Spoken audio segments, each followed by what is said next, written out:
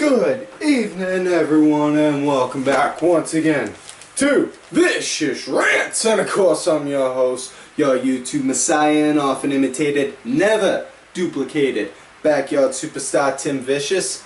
And talking about Raw, it was the go-home Raw for Money in the Bank.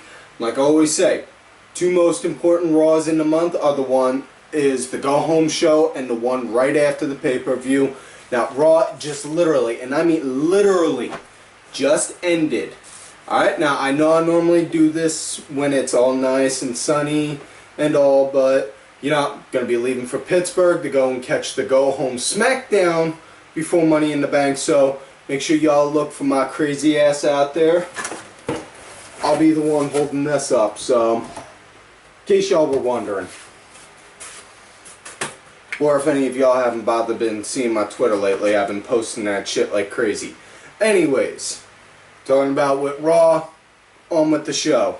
Started out, Stephanie McMahon came out, in which case, hello, nurse. Good lord, MILF in charge.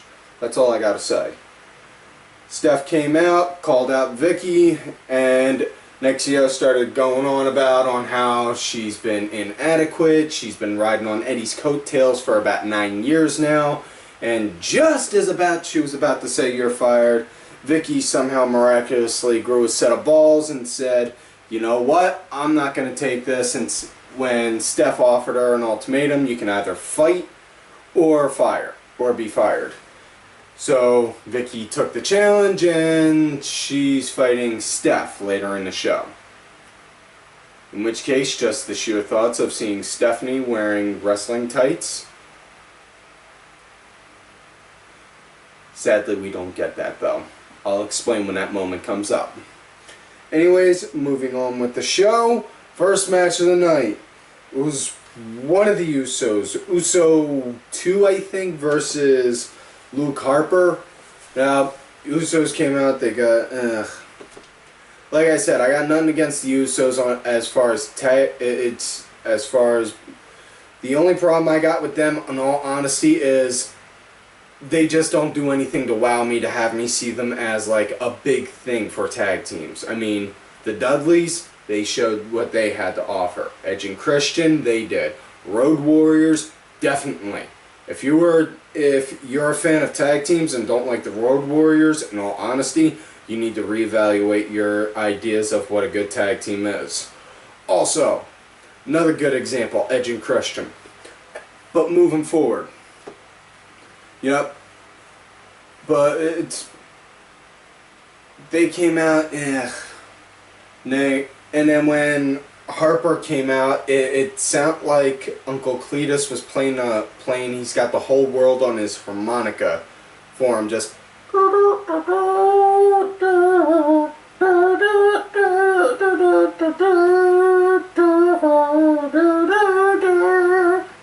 really? I mean, okay, you want to separate them from the main idea of Bray, which is all well and good, but do you want to give them that for music? I mean, Christ, I've been saying for years that Jim Johnston should be going into the Hall of Fame for the music work he's done for WWE, but with that just kind of like is just on that idea. But, ugh. Moving forward with the match, though, the match, it was what you would expect for an opener. It was pretty good. I mean, it was alright. I liked it. You know, nothing that big, nothing that surprising as far as what you would expect from them. But, you know, Harper, he wound up hitting the clothesline, got the 1, 2, 3, so Harper obviously won. And next thing you know, Uso 1 wound up calling out Rowan, and them two started going at it now all of a sudden. So apparently the magic mic that was in TNA, that Samoa Joe specifically used, somehow found its way into WWE. Which now I'm just wondering, is it really Vince McMahon and Dixie Carter that are running the wrestling companies, or is it that the Magic Mike just secretly has control over it, like a secret government has control over the entire world. Or am I confusing reality with fantasy again? I can never tell. Hopefully that purple dragon over there can explain it to me. Anyways, Uso 1 versus Rowan. Again, what you would expect. But this time, the Uso won the match. And, yeah, I figured that because right after they called it. Big thing that was driving me nuts, though, during that match was Cole was trying to get Uso crazy as a thing. No one is going to care about it being about Uso crazy. I mean, seriously. You might as well just say you're going Benoit nuts. You know? Because that guaranteed, that'll get more over. Definitely would. Although I will say this, Cole did say quite possibly one of the smartest things in so far all year when they had the ST Divas match later that night. And it was, I have no idea what you're talking about, but just go ahead and continue rambling. Best thing he's ever said all year so far, hands down. Absolutely loved it. Yeah. But anyways, obviously they're building up for that tag match between them both, between the Usos and the Wyatts at the pay-per-view. That one I definitely see the Wyatts winning on. If they don't, I'm gonna wind up having the Undertaker streak lost face and be completely surprised. Because in all honesty, they've already teased that the Wyatts won the tag titles at a house show a while back and just reversed the decision right there that night. So but anyways, next up it was the ST Divas match. But wait, as a surprise twist, hold on for a second, players. No, it's not a tag team match. Teddy Long got fired, so probably explains why we ain't gonna get no more as many tag team matches. Holla, holla, holla. But what it is, we'll end up getting Paige on commentary and Cameron, I think her name is, one of the other Funka whatever they are. The one that dyed their hair blonde. She's on commentary, and them two were just squabbing back and forth like a couple of hens, like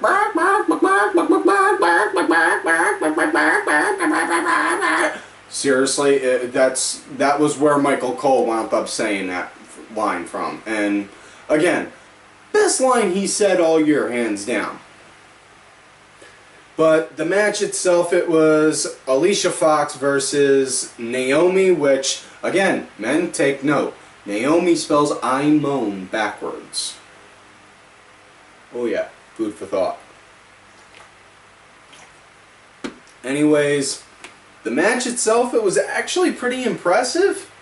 It was above standard for the ST Divas matches. But big problem that I had with it was, again, can't even say again, but biggest problem that I had with it was the fact of they wound up having the girls go and do all, just focusing more on the commentary, and nobody really cares about the commentary. And if anything, all I wanted to see out of that was Alicia Fox go all batshit crazy, give someone a wedgie, and then douse herself in soda again. That's what I wanted to see. You know, but, you know, heaven forbid we can actually get something, you know, entertaining in a entertainment-based environment. You know, well, I can't even really say that because we were semi-entertained in a women's match. And, you know, not only that, if they didn't give me crap, they didn't give crap every now and again, I wouldn't be able to sit here and let all of you people out there get to stare at this circle of beauty. But anyways, the match went on. As far as with the match, Imone won, and yeah. Next thing you know, Paige got up on the apron, code of honor, shook her hand, and then next thing you know, boom. Later on in the show, they announced that they're gonna book a title match between them two, at the pay-per-view. What a shocker. Especially seeing as on how before that they only had 3 matches announced for the pay-per-view.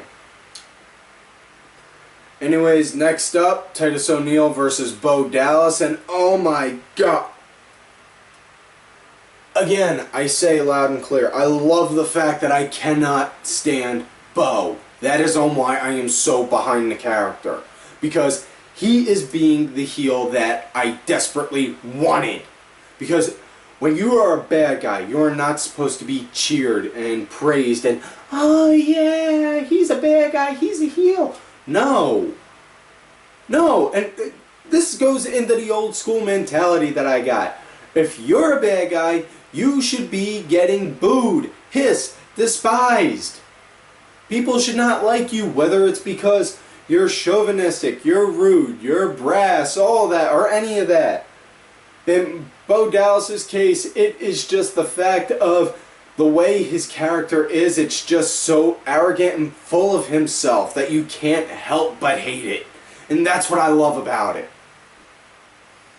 But anyways, the match, Titus O'Neil, he had control for like 99.9% of the match. Right out of nowhere, Bo got the headlock.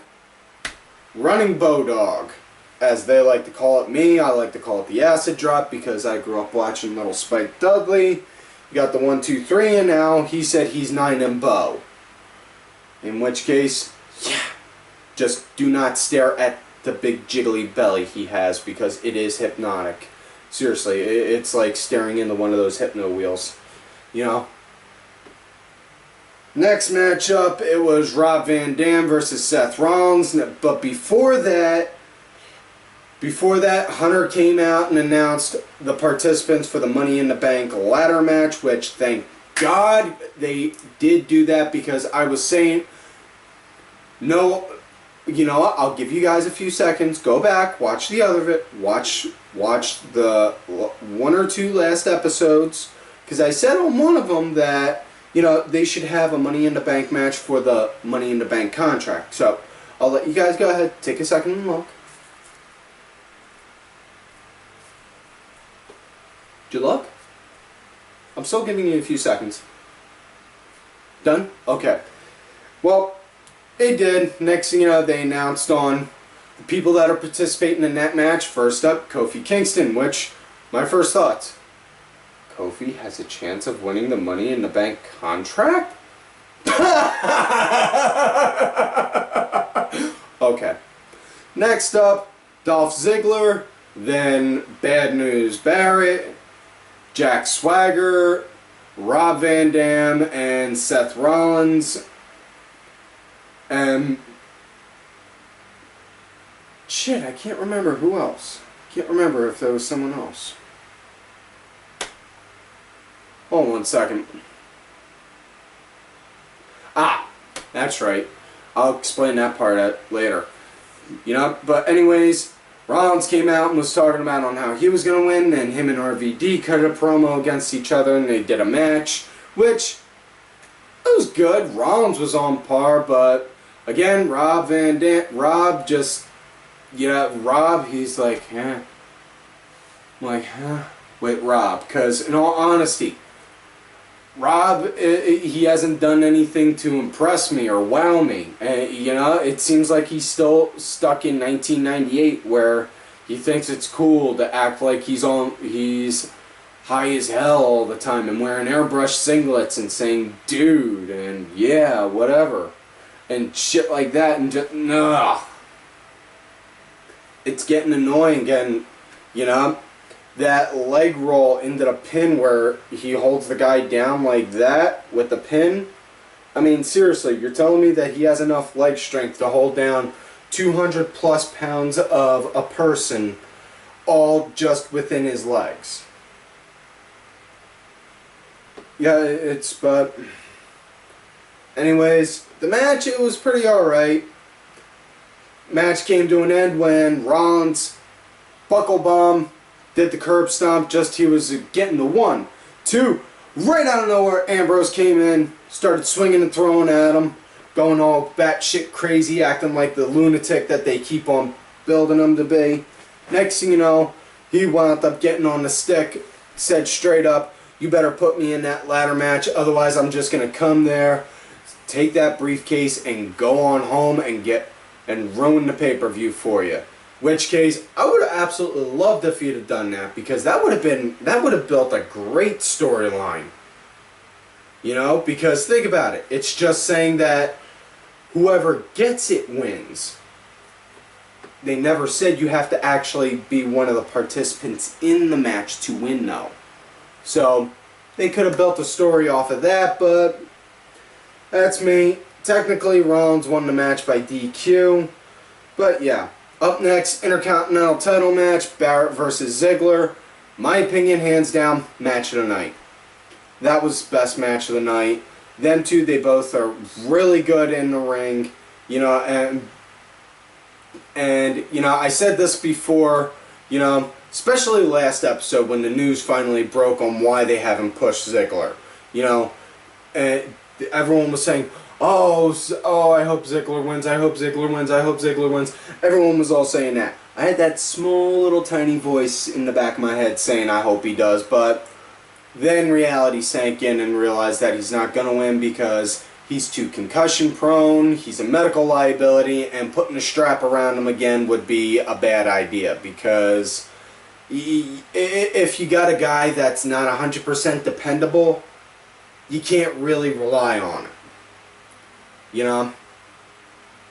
And again, and that falls under, that's a whole other matter for another time that I'll get on, you know, but either way, the match itself, it was phenomenal. It was really good. You know, they both got good chemistry. They both worked really good in the ring. The biggest part of me that I popped for was right out of nowhere, Ziggler, wham, hit the zigzag. And just when he did that, that's when I thought, holy shit, maybe I'm wrong. And then that I saw Barrett started to roll, I was like, nope, they're not. They're not doing it. You know, and, you know, then the match continued, and Ziggler, he started dominating again, got the famouser, went for the sleeper hold, and just as he was going for one of his signatures, the body splash, just as he made contact, wham, caught the elbow. Now, that was beautiful, and I don't know if it was just me or what, but that didn't look like Wade's normal bullhammer shot. That looked like one of those kind of shots that like you'd see in like a UFC strike, like a straight up wham, like that. But I don't know, I see things kind of weird. You know, I look and see things a little weird. But anyways, Wade wound up hitting that. He got the 1, 2, 3. So Wade Barrett won that. Guaranteed though, now we know Wade ain't gonna win the Money in the Bank contract, which is sad. Up next, it's the match with Vicky and Steph, in which case Vicky came out to Eddie Guerrero's music, and my first thought was, she's been in the company for 9 years and hasn't gotten music at all once. Now all of a sudden she gets to have music. Where's the logic in that? You know, I understand you want to get a cheap pop and you want to let her leave as a face, but really, what the...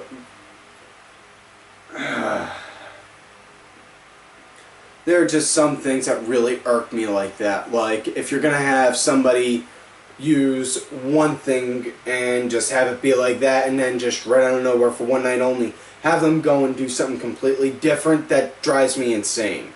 You know? That falls under the whole being billed from a different area for one night only thing, like I was complaining on last week.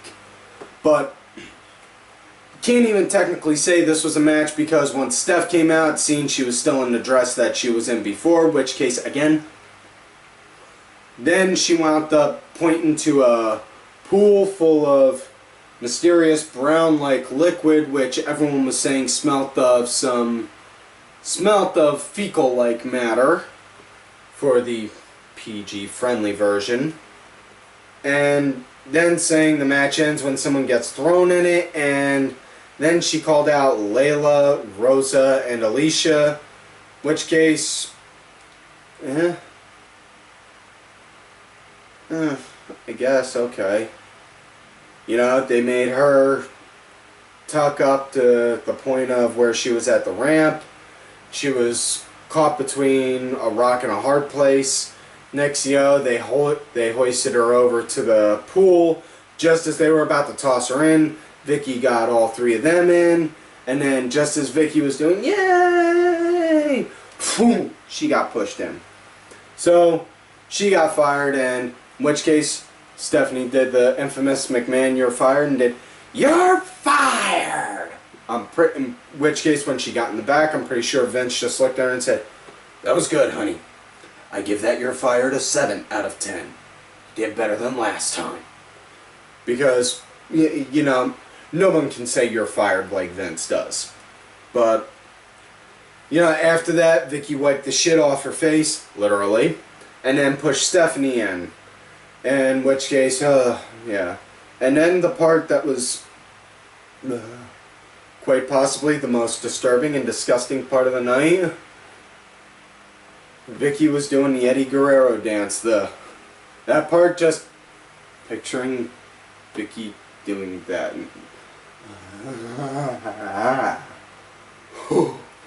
It's so disturbing on so many levels. Next matchup, Kofi versus Jack Swagger. Didn't really see, there wasn't any real big story behind why they booked that match other than right when Kofi came out they said Kofi was on Zeb's deport list. And that was it. You know, I mean, if they want to keep working with that, okay, that's good. But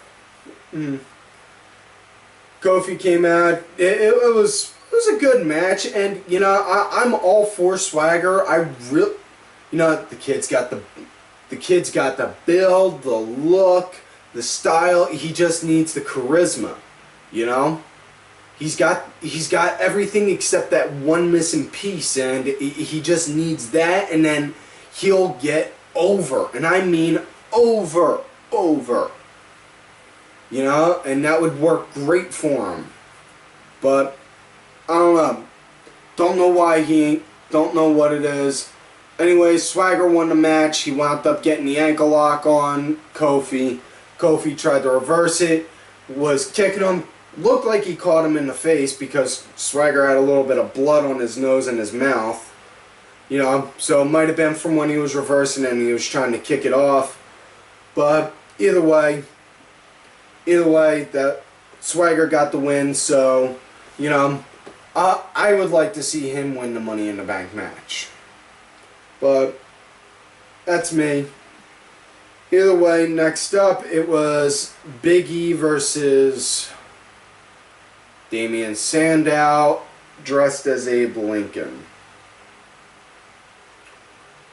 Yeah. For the love of God and all that is holy, I really hope that Sandow having to do all this stuff is really going to pay off onto something big later on, because if not, the man might as well just quit, because, you know, let's face facts. He went from being the intellectual genius wearing pink trunks, which he got over with the crowd doing the pink, but yeah, but just, you know, and now he's doing this, and if it doesn't lead to something big, I'm gonna be really pissed on that part. And if anything, I just hope he's in like that goofy, you're gonna have to eat plate after plate after plate of shit stage in his career like Triple H was in for a while. You know. Anyways, obviously Big E won the match. Right after the match, he got the mic, started sounding like Arsenio Hall from Coming to America, talking about on how earlier Rusev was saying on how this country's weak, this, that, and the other. Excuse me. Talking about how this country's weak, this, that, and the other. Next thing you know, Lana comes out and then starts spewing her crap on how, gotta watch, on Pride is the first to fall, and then Rusev came from behind, put in the accolade and had Big E tapping. So, you know, they're going to build a match between them two. That's a given. You know, hopefully this matchup if they do it at Money in the Bank, hopefully it's a good one. Next match, it was the main event of the night, which I could not get behind the match at all. You know, it just didn't feel like, okay, where's the reasoning? You know, where's the reason behind the match? It was Cena, Reigns, and Sheamus versus Del Rio, Bray, Randy Orton, and Cesaro.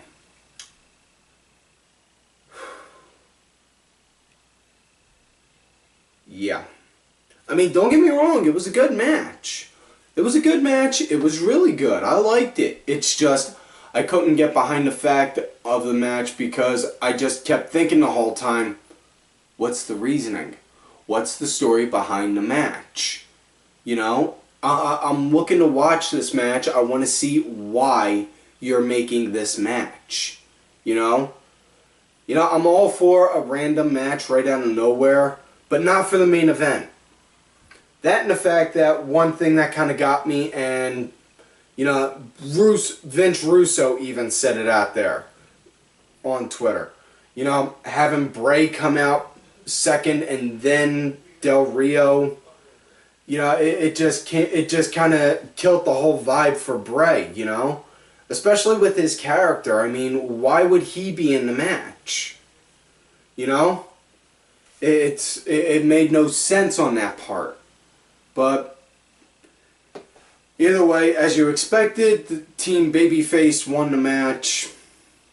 Sheamus wound up hitting a bro kick, got the 1-2-3. Yeah, woohoo, yay, they won. Next thing you know, boom! Pyro hits, out comes Kane. He starts chokeslamming everyone, and I mean everyone, heel and face alike. Next thing you know, yeah. Hunter's out there, he's got the stick, and he winds up saying, this is the final participant for the Money in the Bank match for the title, Kane. And then there's the show, end of last sequence, fade to black. And there you go, that was Raw. It was a good go-home Raw. Not going to say it was one of the best ones, but it was definitely up there as one of the gooder ones. If you could say gooder's a word. Anyways, that's all the time for this week's video. So like on normal, don't forget to like the video, subscribe to the channel, go back, watch all the other episodes. Look for me on Twitter at TimVicious. Make sure y'all look for my backup account also, Tim_Vicious. Also, I will be at the SmackDown taping on this Tuesday, June 24th. It'll be on Friday, 27th. Make sure y'all look for me. I'll be on floor seating right around in the corner where Reigns pops over the barricade. And like I said, I got that sign. It just has the plug for the show, Vicious Rants, with my Twitter handle. Also, make sure y'all also check out all these cool-ass cats right here on Twitter. James Belmont, JX2001. That Roxy Girl, Vicky Earls. Make sure y'all check out Vicky's YouTube channel. I am Danny Sunday, Mucky Morris, Helen Robson 82, Axel Morgan. Make sure you also check out Axel's excuse me, make sure y'all check out Axel's YouTube show, Axel's Analysis, where he goes and he breaks down NXT. Think of it like this, but with him breaking down the NXT shows. Excuse me. Sunday segue. Kenny, can't wait to get on there, man. Ollie, I'm coming for you. I'm coming for you, son. July 20th, beat the clock. Your ass is grass, and I'm gonna smoke it. Sinfully Sabrina, Cranky Grandpa, Legion Lady Aaron, Alva Ben, Just a Stupid Mark. Make sure y'all also check out Ollie Ben's and Mass Mark's TNA Turnaround show. Even though Mass Mark is a piece of shit. Alright, and like I always tell y'all, you love me great, you hate me. Fuck yous.